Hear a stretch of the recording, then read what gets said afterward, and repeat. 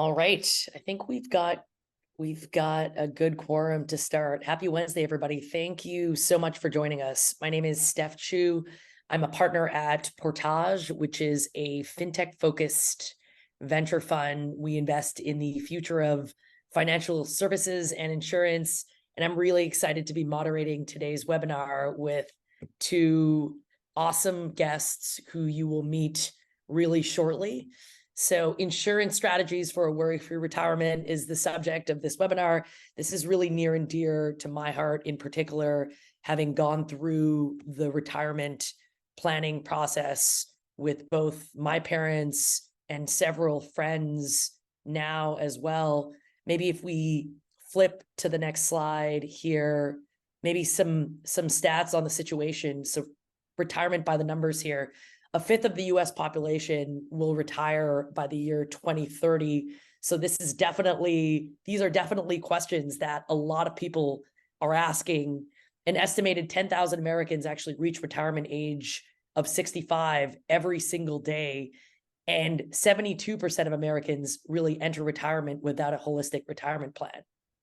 So if we go to the next page here, I actually did see some recent data also that over 60% of folks who are entering retirement have some anxiety about it.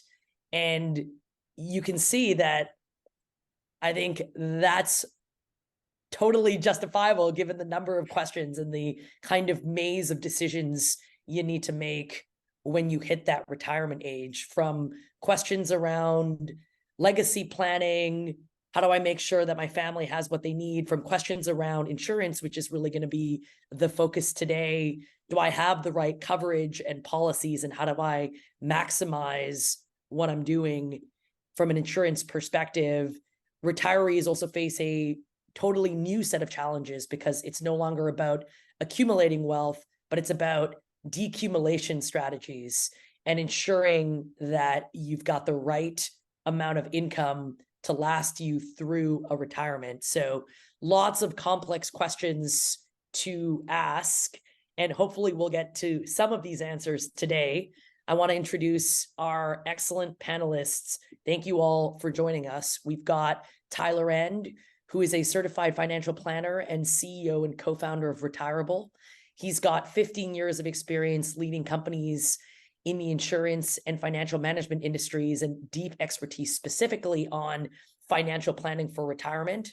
And we also have Stuart Winchester, who is the founder and CEO of Marble. He previously worked as the GM of insurance products at Better.com, where he launched and led the company's insurance vertical, Better Cover. And so I'm going to be moderating today's panel.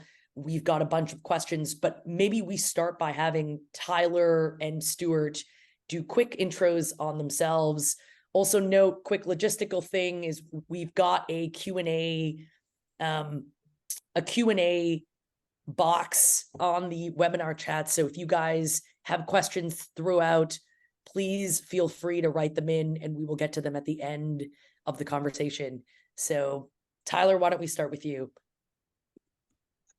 Thanks for having me today, Steph. Excited to chat with everyone here. As Steph mentioned, I'm CEO and co-founder of Retirable, but also a certified financial planner that's really focused most of my career on working with people in or near retirement space, near and dear to my heart.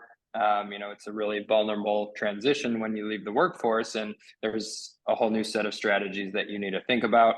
Retirable is a first of its kind decumulation platform. So that's a platform for people in or near retirement who are looking for strategies on spending down the assets that they have while they're in retirement, or hopefully not down too far. But when you work with Retirable, you get a holistic financial plan, a designated fiduciary financial advisor, and a personalized investment management strategy. So if you have any questions on where insurance fits into your plan or what to do with the money that you have saved up as you approach retirement, feel free to use the links and reach out for a free consultation with Retirable. I'll kick it over to you, Stuart. Yeah, no, this is exciting. I was just saying before we got on that I enjoy these more conversational types of sessions. So yeah, I'm Stuart. I'm a licensed P&C and life insurance agent, life and health. I've been in insurance now for just under 10 years, leading mostly P&C insurance businesses tied to the mortgage, but also working within life insurance companies. And yeah, this is a very interesting topic. Like Stephanie said, I've recently, shepherded or done my part to shepherd my parents through a lot of this work, and have a certain lens being immersed in insurance with Marble. Marble, for anyone who's wondering, is a single operating system for all your insurance within the household. Any type, any policy, any brand, you bring it into Marble, it's securely stored. You can optimize the price, you can optimize the coverage. We'll let you know about price changes, rate changes, weather alerts, anything that you want to do to take control of your insurance. And we're excited to talk about how it fits into your retirement. Awesome. And I'm going to embarrass Stuart by saying that it is in fact his birthday. So thank you for joining It us. is my birthday. Yes. Thank you for joining it is us my birthday today. on your birthday. So Happy birthday. No, Stuart. I would rather, nowhere else I'd rather be. This is fantastic. Awesome. Let's go to the next slide and we can get ourselves kicked off here. So quickly, just to make sure everybody's clear, we are going to be spending most of our time talking today about wealth management and insurance, long-term care, P&C, i.e. property and casualty insurance, and identity protection for retirees. Sadly, we will not have time to be covering health insurance, Medicare supplements, and prescriptions. So hopefully we will find a later webinar to tackle some of those topics. So why don't we dive in here? We've got a number of questions prepared, but again, this is supposed to be conversational. You've got experts here, so feel free to ask your own questions as well. So why don't we start with Stuart? First question, how should you actually think about insurance needs as you approach your retirement age, and how does it change once you actually retire? Yeah, I think one of the core organizing principles about insurance, and I mean, this is not unique to insurance, is tying into life events, right? Like, I think insurance can be a very reactive thing. It's not something that people think proactively about. It's in fact, and I say this full of love, quite boring. But if you start to associate insurance with the life events that are significant to you, retirement, home ownership, becoming a parent, then it becomes a slightly more urgent or compelling thing. So the way that I have seen people and talk to people preparing for retirement think about insurance is around subsequent life events. So thinking about when that work is going to stop, what is the income plan going to be, and do you want to look at care coverage or income protection type coverage down the line on the life side. Additionally, when you're looking at home ownership, if you have a mortgage, is that approaching being paid off? That can affect your homeowner's rate. Are you driving less if you're retired? These are things that, again, all feed into basically a full rethink of your policies and protection. I think it's beneficial to rethink these things more often than just when you start working and when you retire. So hopefully you've done it sometimes, a few times within that cycle, but making that sort of map of how is my life changing? How are my routines changing? How are my expenses and income changing? And then mapping that to insurance products is a pretty fruitful project. So that's, I would mostly say, to be specific, like writing down, in pretty pragmatic terms, how your life will be changing on the daily, weekly, monthly basis is a really good place to start. Yeah, it's a great answer, Stuart. The CFP in me is going to say that you should be reevaluating your coverages and what you're protecting against at least annually, right? There are always new products to purchase, products being sold, but thinking about what the needs are in your plan, what the risks are that you want to cover should be done pretty frequently. But having said that, those life events are really the catalyst for a lot of decision making, and retirement in particular is a really big change in your life, and the set of things you need to protect against kind of flip, right? So, income protection being the biggest, you're no longer earning that income. So what are you protecting against with a lot of products like disability insurance, life insurance, et cetera? And maybe it's worth here adding a little bit of color. What role do you believe, Tyler, insurance plays in financial planning for retirement?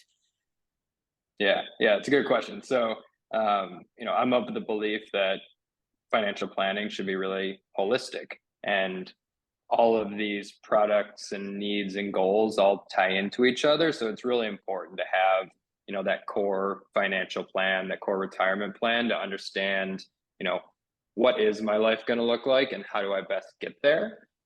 Because there's always going to be changes. It's a living, breathing roadmap, but at any point in time, you want to know, what do I need to protect against? And part of that are the products that you purchase. So I know, not to belabor the point, but when you're earning a ton of income, that's your biggest asset.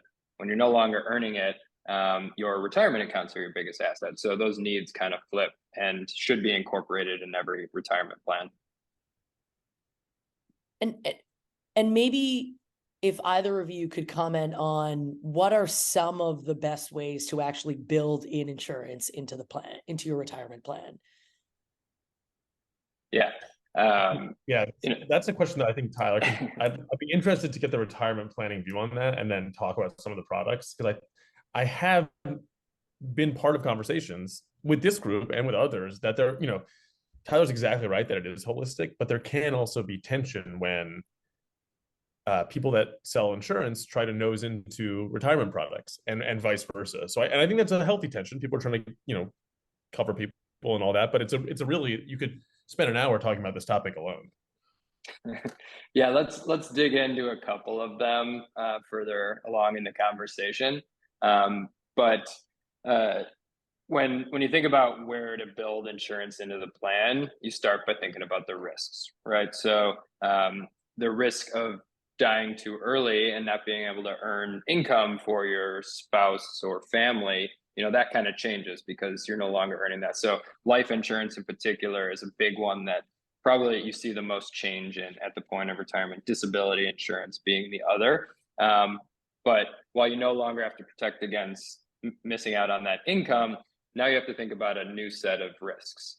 So one of those being, am I going to live too long? Right. And that's where you see a lot of longevity protection products like annuities. Another one that comes up quite a bit is long-term care insurance.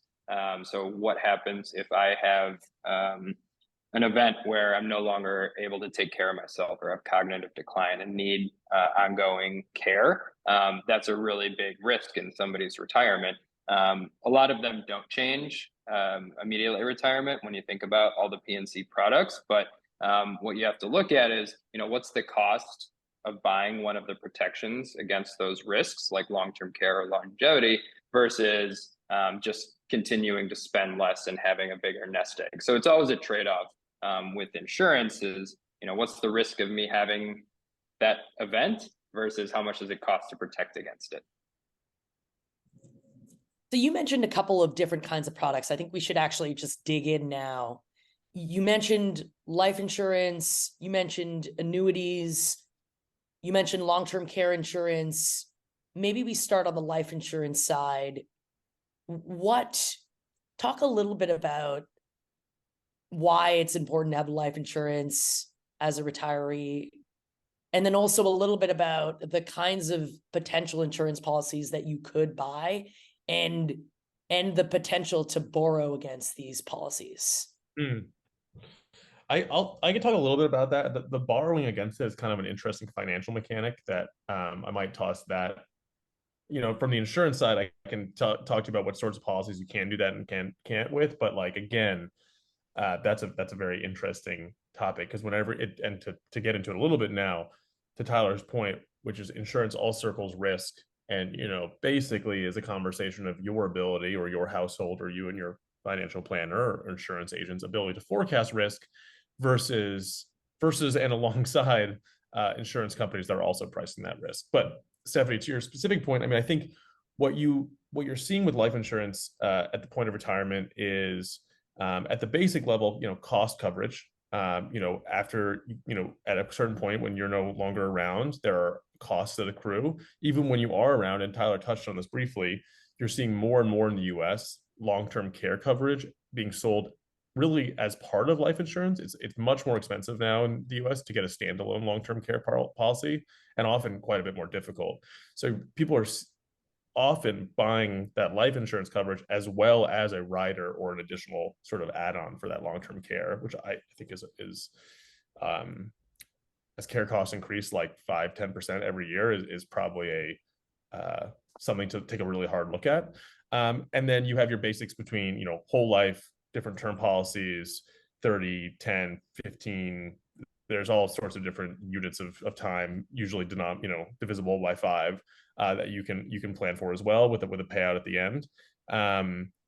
And I think there's just comes a sort of a conversation that you can map out. I like to do things with like pencil and paper, even just keeping track of my brain, mapping out when you're starting your retirement planning, when that retirement's actually coming, your age, existing costs, children, dependents, assets, and thinking about, again, okay, I can purchase this life policy.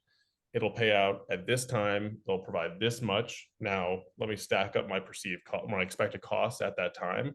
Does that cover it? And or does that leave something behind additionally?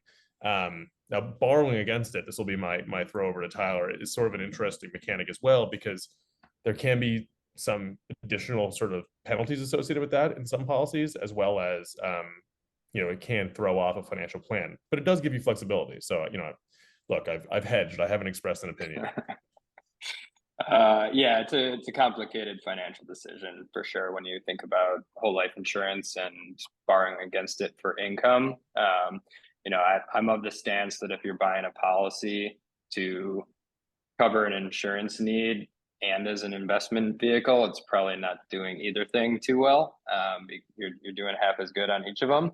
But taking a step back, I think for most people, when they think about life insurance, it's a standard term life insurance policy that's protecting their income while they're working. They usually buy a term that lines up with their retirement date, because that's when that insurance need ends. So that's where you get the 10, 20, 30 years on a lot of those term policies.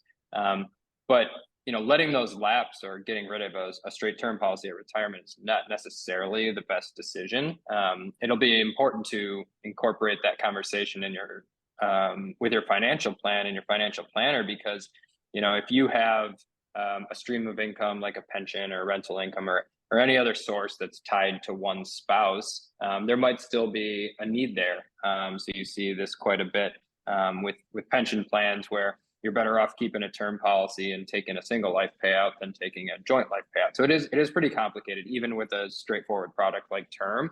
And then with the whole life insurance and final expense as a kind of add-on there, you start thinking about legacy. So how do I make sure that I'm delivering a financial legacy to somebody, whether that's children or grandchildren, charity, whatever you want to direct that to. Those are great tools for it. With whole life insurance, as Stuart mentioned, it can get a little complex. So you can have a policy that you can pull money out of, but that, as I mentioned, is kind of a slippery slope. Big tax implications if it lapses. There are typically loans involved in something like that.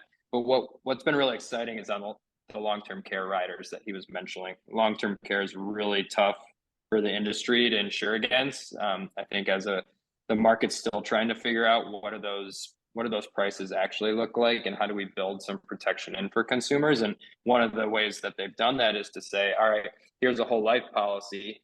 So it'll pay out to your beneficiaries when you pass away. But if you do have one of these long-term care events, you can draw down on that death benefit. So, theoretically, it sounds like a great product. When you get into the numbers, you'll have to work through that with your financial advisor. But, life insurance has a lot of layers to it. As you can tell, there's quite a few different products.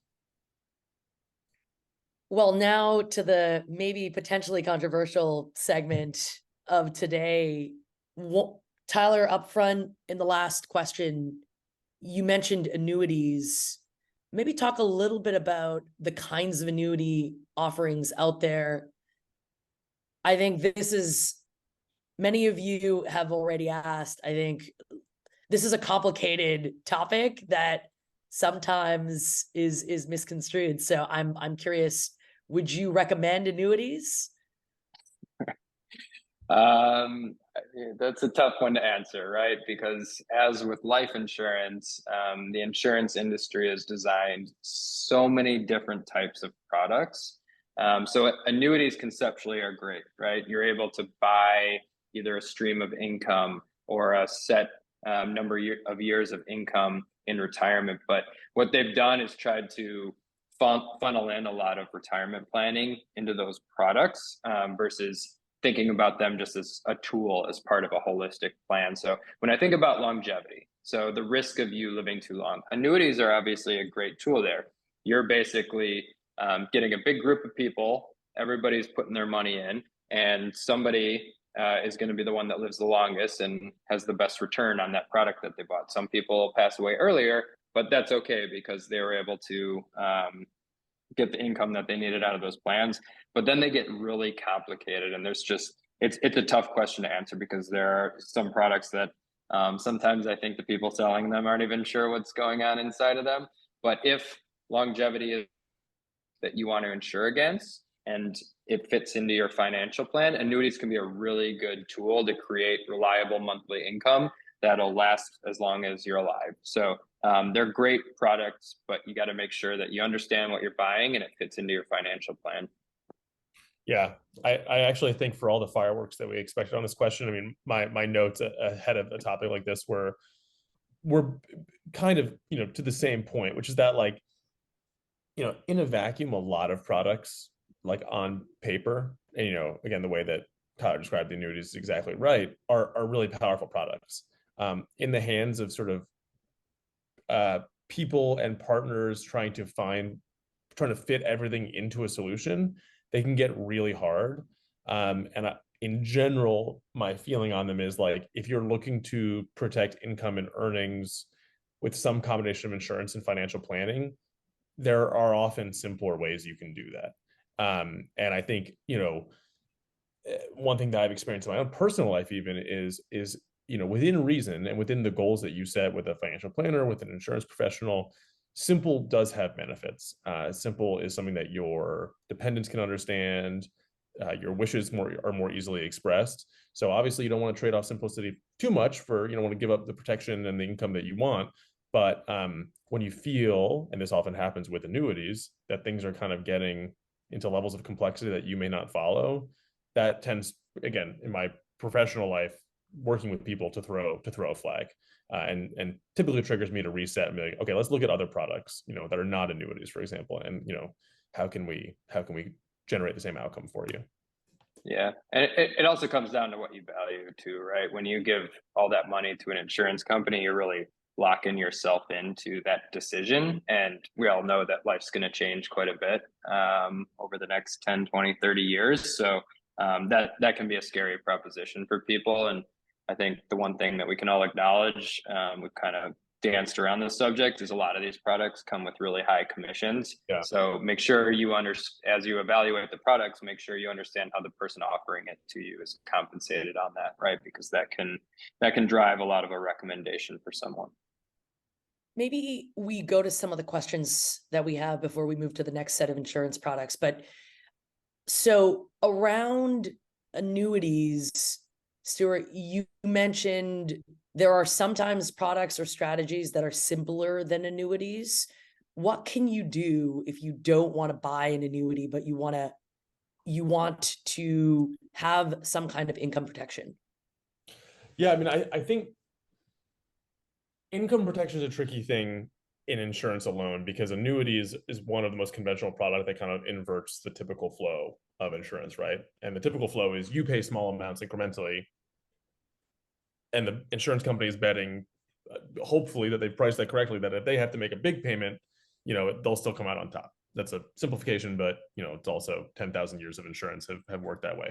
Annuities kind of invert that a little bit, where you, as Tyler said, you pay the big chunk up front, and then they're kind of betting that that they can still make a profit as they pay you out, and you can kind of suss that out. So, my view on simplifying would be finding smaller term type policies, or other types of products that would cover expenses that would eat into your income. Again, long-term care is where my head has been a lot recently, both personally and professionally.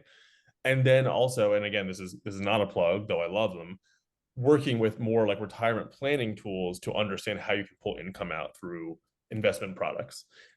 Those products can often come, frankly, with with less fees or lower fees or more simplicity than an annuity product, which is often trying to nest an insurance element and an investment element together and trying to make you understand both.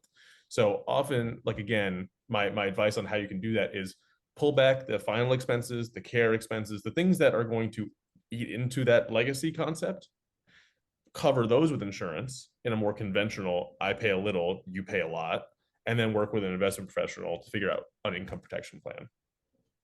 So the idea would be, instead of an annuity, you could have somebody just directly invest into the market, into products on your behalf, and combine that with a life policy plus a long-term care policy. So that could be if you're holding this up against a conventional sort of in the market annuity now, I mean, again, it depends, caveat, depends a lot on personal circumstances, personal preference, personal comfort, but annuities are not they're not a flexible product. You're putting money in and you can't get it out. So that again gives me personal and professional pause often when I'm talking about those products. Yeah, that was a great answer, Stuart. Don't have too much to add. Just always want to remind everyone that there are just so many different types of annuities. And we're talking broadly about some of the more straightforward ones. You put the money in, they pay you a stream of income. But there's a lot of options out there. So we kind of use this ubiquitous term for all of these financial vehicles that are out there. And we have another question on the Q&A. What are some examples of life events that folks should be thinking about planning for besides retirement? And I think this is really more germane for post-retirement, let's say. Yeah, I mean, I think it's again, just to start with long-term care, which has been where I've been thinking a lot about. There are, degenerative diseases, there are quality of life considerations that can come in as aging, as one ages, as you get older, and that care is already frankly expensive and is going to become more expensive as both demand and costs increase. So thinking about and having a sort of strong and critical look at that. Am I going to need or want in-home care? Would I be comfortable, or me and my partner be comfortable going to an outside facility? Things like that are really important considerations to look at post-retirement. But while you're still, potentially having fantastic quality of life, but you are not at a place where you are, living without assistance. Who's going to do that? Kids, dependents, again, things like that. That's the one that really occupies a lot of my brain space right now. I think there's some other ones that come up, and again, we've talked a lot about life products, and this is a little bit selfish. I'm going to steer it back a little bit towards property and casualty because that's really my sweet spot. More so, it's what I've been doing for nearly a decade. But there are also lots of other things that you can think about in there. People, I think, often look at retirement planning as investment and life insurance, and then they find themselves still paying the same home insurance rates that they paid for the last 20 years, the same paying for the same amount of miles that they're not driving anymore.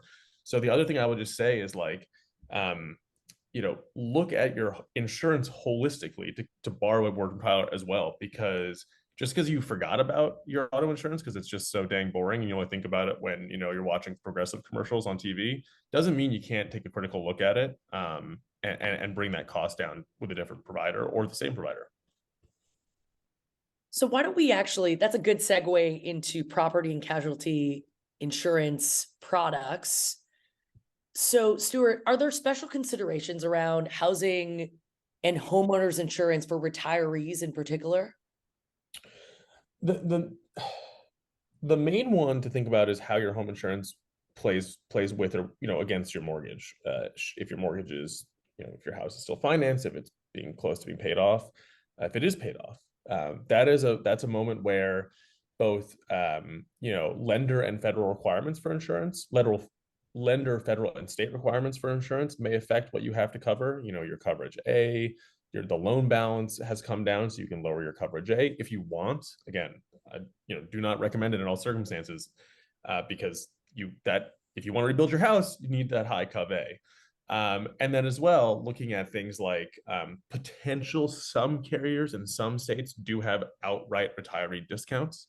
Now, I will say as well, be judicious in where you pursue that discount.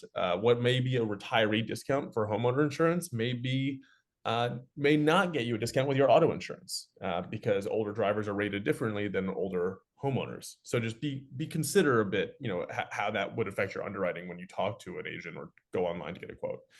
And the one thing I'll just add too, because Tyler said something earlier that like I put a flag in my head, was rental income properties as well are very interesting products to protect, particularly in this insurance cycle. We are in one of the hardest markets for insurance in a long time, where prices are going way up. Carriers are stepping completely out of major states. So thinking a lot about rental income protection and rental property replacement and repair, if that is part of your financial plan, is super important. So making sure you've got good, credible coverage for those properties is going to be really important, especially if they're in the state where often people do rent homes: Florida, Texas, coastal Texas, California. So that's my long winding answer, but a couple things to consider there. Yeah, Tyler, that was great. No, that was great, Stuart. And it kind of lines up with those life events that you were talking about, right? It's typically what you see as the next life event post retirement is moving, right? And whether that's being closer to family and friends, downsizing, etc., that's a great opportunity to reevaluate your protection needs. I'm sure a lot of the audience is actually wondering about this one, but are there ways to actually save on your home and or auto insurance? I mean, home, the way to really do it is to look at how much look at your loan balance if you still have one, and don't jump at this yet, but understand what needs to be covered by the lender, right? Because the lender is really looking to cover rebuilding costs in most cases. So that they're bearing. So if you have a loan that's X% paid off, there may be room to bring down that cover. Now, again, what you're betting is that if there's a total loss, you can recover or repair it without the insurance company's help if you're having less coverage. So it's not like it's sort of pay now or pay later or avoid the risk entirely, which we all hope for. So home insurance, and there again, like I said, some carriers in some states do provide outright retiree discounts. Also, the length of time you've been in the home can really positively affect your rate. So having an agent or coming to Marble and have us do it automatically, rerun your rate is great, because I put in they've been in the home for 20 years. That's a big impact on rating criteria for a home. Auto is a little trickier. Like I mentioned, often age can play against you in rating from some carriers. But what I have outright recommended often is looking at the miles you drive. If you're driving 10 miles to work every day, 5 days a week, 50 weeks a year, and then you're going to be driving less, or like Tyler mentioned, you're moving close to, grandkids or wherever you're going, you're driving less, looking at pay-per-mile coverage, at the very least, informing your insurance company, hey, my mileage has dropped way down. That is, again, a great way to lower your rates. So I would just, candidly, when you're talking auto, avoid mentioning the retirement part of it. Just say, hey, I'm driving a lot less.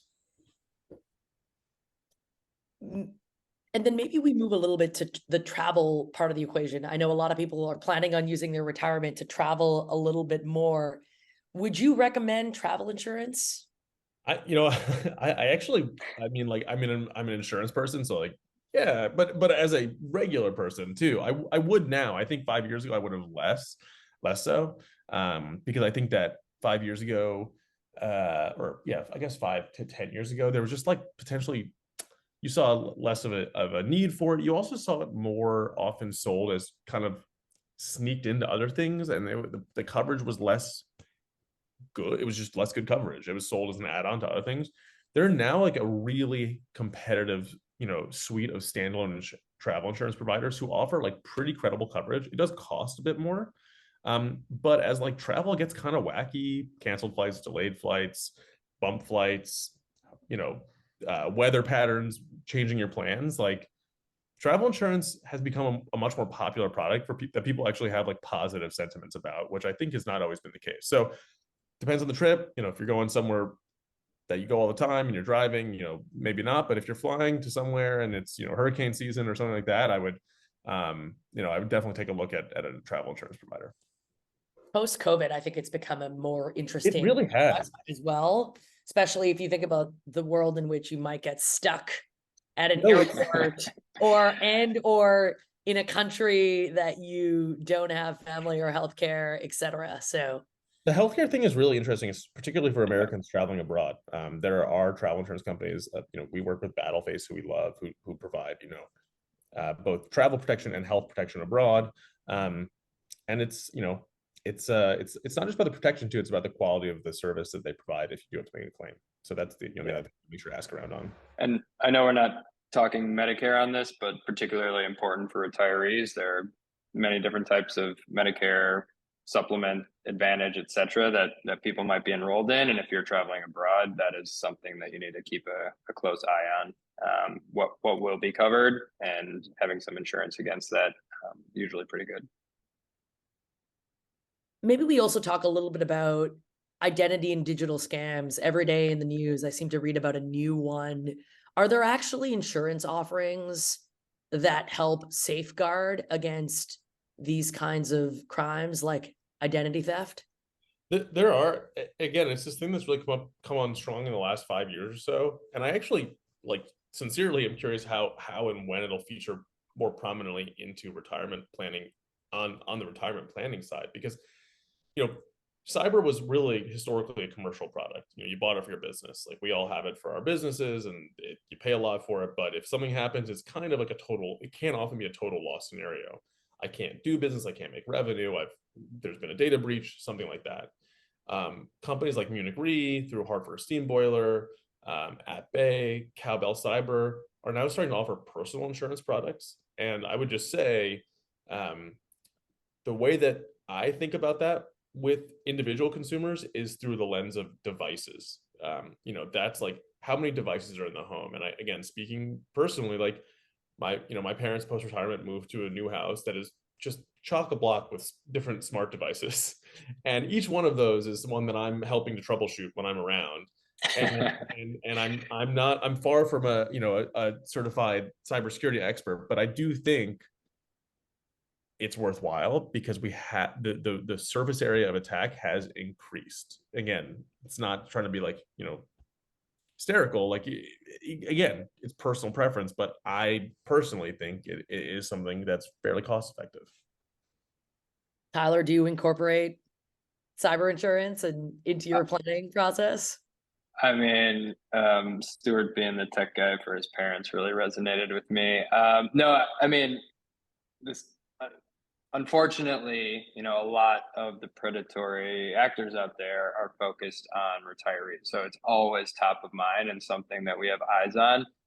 You know, we have some options for some insurance, but what we really think about is who's the trusted contact, right? So we're helping people with their retirement income. We see their finances and we know what suspicious activity. So with every account that we open, we have a trusted resource we can contact. That comes into play quite a bit. It's just important to have, you know, those types of safeguards in place as a starting point, and then obviously any insurance product on top of that and additional protection is best. That's such a good point. And like, for like, you know, when looking at a vendor or a partner in your retirement planning, like Tyler just mentioned, like Retirable, you know, as a modern company, I think probably is forced to think about this a lot. Not that, you know, you would, I think, anyways, but like, these are things that you have to think about. Running through these questions, even with a retirement planner that you're working with, or a vendor you bring in, you know, to your home to plug in cable, it's not, it can sound like kind of silly maybe, but like, it is significant. And it doesn't need to be like, hey, what's your 20-point plan for keeping my data secure? But it could be like, hey, you know, do you change default passwords? You know, what should I expect a text or a call from what number? These are just like really basic things that can remove like 80% of the attack vectors. maybe we'll go to some of the questions from the audience now. I'm already in my 50s and I'm worried about my retirement. Is it too late for me to actually plan now? Oh, it's never too late. What a layup. Yeah, so there are always optimizations and improvements you can make in a plan, no matter how old you are, even if you're already retired, right? So working with a planner to take that holistic view, it's always worthwhile. You know, retirement savings wise, if you're in retirement, that's a different story, but it's not too late to make positive improvements to your plan. Um, you know, we see a lot of people who actually get started in their 50s. You know, when you're in your working years and you're starting a family and you're buying a house, retirement can always kind of be in the back of your mind. And then, hey, maybe the kids are out of the house, or you know, you pay down some debt and there's some extra income, and that's where you see people really start to hit their savings pretty hard. Those are the high earning years as well. So that's a great time to figure out what's the best way to get me to my goals, no matter what they are. Next question on here. Do you recommend working with an agent for your insurance needs, or can I use online shopping sites? Are those as good? Um, you, I mean, I would just make sure you can connect to a person. I think that as someone who spent a lot of professional and brain power trying to, coerce insurance products onto the internet, much like annuities specifically, insurance generally is very complicated. I was, right before this, working with a consumer on a quote, 3 cars in California. Carriers are beating a hasty retreat from California. We're trying to find something affordable, and there's really no way today in insurance to do that without just like sitting on the phone and being like, okay, like what if we look here, things like that. So it's less about shopping online or with an agent as opposed to, I guess it's like, if you want the convenience of online, I would recommend it as someone who does everything online, but I would never shop for insurance without the ability to find and contact someone and just ask them questions. If you don't feel the urgency of shopping online, or you want that more personal touch, like go find an agent. I mean, we have lots of brick and mortar agents working in Marvel with us, and that's a really high touch experience too. But it is maybe somewhat less on your terms and your schedule. Do you do either of you, I'd be curious if either of you talk to people in your insurance buying journey, or if you do it all online. Wait, like when I buy my insurance, Yes, or like do I your talk personal insurance? Yeah. I have for the longest time had a State Farm policy until very recently, and in fact, have interviewed agents to hire when I was at Better from that agency. I've been like, "You're doing a really good job. Would you like to come work at Better?" Yes, I'm sure they and love it was you. great. Yeah. Now I'm on Lemonade for reasons that are clear, because I don't think they wanted me poaching their agents anymore. But no, I really liked it. I at the time I lived in a rental in New York that was over a bar. There was it was complicated because we knew that we could be impacted for business loss if something flooded in our house, and was living with roommates. And talking that through with an agent was not something that was possible to do with the chatbot at the time. Now my situation is a little simpler, a little less risky. So I am with Lemonade, and that they're great. But that agent is useful. Yeah, it depends on, for me, it's the type of product and how complex the situation is. I mean, I think to add on to this generally, oftentimes you see a lot of these conversations start with the financial advisor, and they're just talking about the need, right? Maybe they don't sell the products, like Retirable doesn't sell products, but we can talk about the need that someone might have for those, and then point them in the right direction of, here's a partner that we trust to talk to you about the different products in this space. But for me personally, if it's something I know very well, I might buy it online, but otherwise, always great to talk to somebody. So maybe another question. I hear this one actually pretty commonly. This is probably one of the ones that is anxiety causing for the majority of retirees, but how do I make sure I don't run out of money as I go through retirement? Yeah, there's no right answer here. And that's why you've heard me say quite a few times, we always start with the plan. And the reason why there's no right answer is, we're dealing with a lot of big unknowns in retirement. How is your life going to change? Where are you going to live later on? What health events are you going to have? Healthcare gets to be a really big portion of your spending, and nobody knows what that's going to look like. And not to be morbid, but when are you going to pass away? Everybody always asks the question, like, when's the right time to take Social Security? And I always tell them, if you can tell me when you're going to pass away, I can give you the math answer, but we don't know what that is, right? It's kind of an art more than a science when you're in retirement. And that's why there's no right answer to, how do I protect myself from running out of money? But the best advice that you can get is from a financial advisor who's looking at all of these moving parts at the same time and knows what type of questions to ask and knows how to position what you do have for the long term. So it's retirement planning is not a one and done, build a plan and move on. It's something that needs to be constantly revisited as your life changes, because all of those numbers are going to change every year. Maybe one more here. There's been a lot of volatility in the market over the past few years. What can I do about that?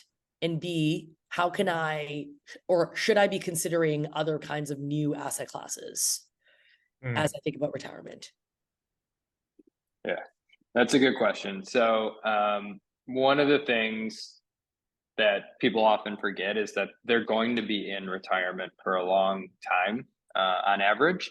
This isn't people don't live as long as they did in a generation ago as they do now. So you got to keep in mind that you always need to have some growth in your retirement accounts, and how much you allocate to growth varies based on personal preference, their capacity that you have to withstand drops in the market. But whenever you're investing for growth, there's going to be some risk tied to it. So it's making sure that you're comfortable with that portion of the money that's allocated for the long term being subject to market fluctuation. And if you're in retirement, you've seen plenty of market drops, and you've also seen the market continue to go up for the long term. So as I mentioned earlier, it's more of an art than a science.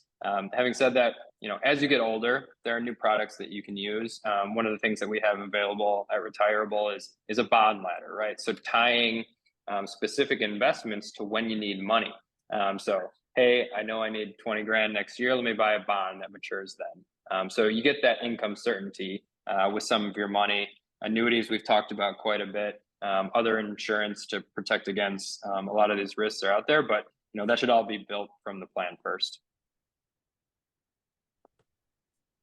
And then maybe just last question for you guys. Any last pieces of advice for folks thinking about insurance and or retirement? I'll jump in because I was going to build on something that Tyler was saying, and like, again, our expertise does not overlap at all with investment, but one speaking to market volatility, which is a big part of retirement planning in through investment and is all over the insurance market now. I mean, it's like, it's all anyone can talk about in the world of insurance. I mean, which it sounds flippant, but it's true. It's a very volatile market. And I think my advice and building on Tyler's previous point is like, do what you can within reason and while still planning to heartily enjoy your retirement to make this something close to a habit, and use systems and partners that try to make it easy for you to receive information. So look for partners that push, not partners that you have to pull from. I feel like that's a big delineation that again, to continue to use my parents' example, I've seen a lot of their partners are those that they have to pull information from, and the onus is on them. A big motivation for building Marble was to try to reverse that flow and say, we're going to push things out to you. Whether or not you action on that, whether or not you do it, is really up to you. And we have agents who can talk to you about that. But the first step is putting you in control of the information, particularly in volatile times, because you want to be as nimble as the biggest, investors or the biggest insurance carriers, and you should be. So finding ways to stay nimble, whether it's using Marble and Retirable or whether it's building a great Excel spreadsheet, is probably what I would do, and is my advice. And also, volatile, all the more important. That's Tyler, great. anything else Thanks to for the add? plug. No, As a do selling last, for me. all right. Well, I think that's all we have time for today, unless there are any other questions from the audience that folks want to get to. But thank you all for joining us. Thank you to both Stuart and to Tyler. Really appreciate everybody's time. I hope that this was useful, and it certainly was for me. And if there are any other questions or follow-ups, I think there's probably a contact form in the email that you guys got around this webinar. So really happy to follow up on any of these topics. Thanks so Thank you, much for Stephanie. joining us, everybody. Thanks, Steph, and thanks for joining, everyone.